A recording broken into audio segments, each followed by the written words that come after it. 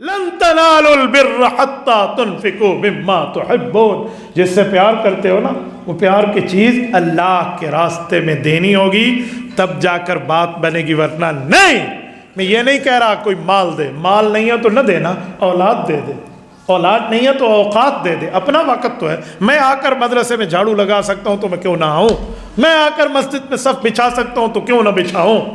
ہمارے ابھی جنگ میں فوت ہوئے ہیں کچھ دنوں پہلے حضرت مولانا الیاس بالاکوٹی رحمۃ اللہ تعالیٰ علیہ، 15-20 سال تک ان کی اہلیہ جب تک وہ بیمار نہ ہوئی رات کو آ کر مسجد کی صفائی کر کے جاتی تھی، انہوں نے خادم نہیں رکھا ہوا تھا۔ یہ پتہ کیسے چلا؟ جب یہ اپنے آبائی علاقے میں کسی کام میں گئی اور پیچھے طوفان آیا تو صفیں اٹک پٹک کے رہ گئی اور ہر جگہ دھول ہی دھول تھی، تو لوگوں نے مسجد میں ایک دوسرے سے پوچھا اس ساری مسجد دا خادم کیڑا ہے، ہماری مسجد کا خادم کون ہے؟ پھر پتہ چلا وہ خاتون کر رہی ہے ان کی اہلیہ۔ کیسے کیسے لوگ ہیں، اللہ ان کی دونوں کو، وہ میاں بیوی فوت ہو گئے ہیں، اللہ ان کی قبروں پہ کروڑوں اربوں رحمتیں نازل فرمائے۔ یہ آج 14 وہ 10 تاریخ کا انتقال ہے ان کا۔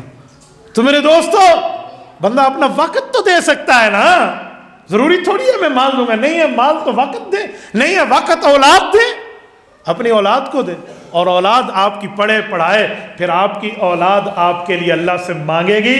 تو قرآن نے اولاد کو سکھایا ہے قل رب ارحمہما کما ربیانی صغیرا، بیٹا اپنے ماں باپ کے لیے مجھ سے دعا تو نے مانگنی ہے، بیٹی اپنے ماں باپ کے لیے تو نے مجھ سے مانگنا ہے۔ کیسے؟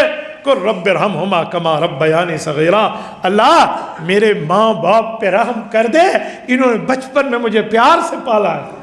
آج صبح جب میں اپنے گھر سے چلنے لگا، ہماری اماں جان کی ایک سہیلی اور دوست تھی، ہماری اماں فوت ہوئی ہیں 2003 میں، اللہ ان کی قبر پہ کروڑوں اور رحمتیں نازل فرمائے۔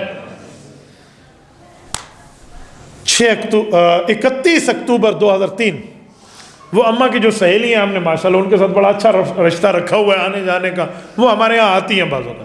آج آئی میرے سر پہ ہاتھ رکھا، مجھے کہا بیٹا آپ پوری فیملی کے ساتھ عمرے پہ گئے ہیں، آج تیری امی ہوتی تو کتنی خوش ہوتی۔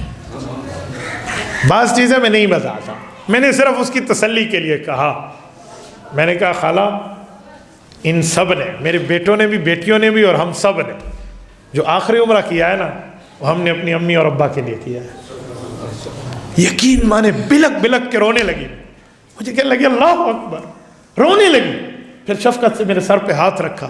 میری بات کا مطلب یہ ہے کہ جب ماں کی سہیلی تم سے اتنا پیار کرتی ہے، ماں کے جانے کے 21-22 سال کے بعد، تو تمہارے ماں باپ کیسے ہوں گے؟ جو ماں باپ ہیں وہ کیسے ہوں گے؟ آج جوانی کے نشے نے مجھے میرے ماں باپ کی عظمت بھلا دی ہے، یاد رکھیں بوڑھا ہم نے بھی ہونا ہے۔ آج جوانی کی وجہ سے ہم یہ سمجھتے ہیں کہ اے بابے کو کیڑا پتہ ہے، یاد رکھو 20-30-40 سال کی بات ہے، کل تیرا بچہ بھی تجھے کہے گا سارے پیو کھر کے کو کیڑا پتہ ہے، تو وہ تمہیں بھی پھر یہی کہے گا۔ یاد رکھیں جیسے کرنی ویسے بھرنی، نہ مانے تو کر کے دیکھ، جنت بھی ہے دوزخ بھی ہے، نہ مانے تو مر کے دیکھ۔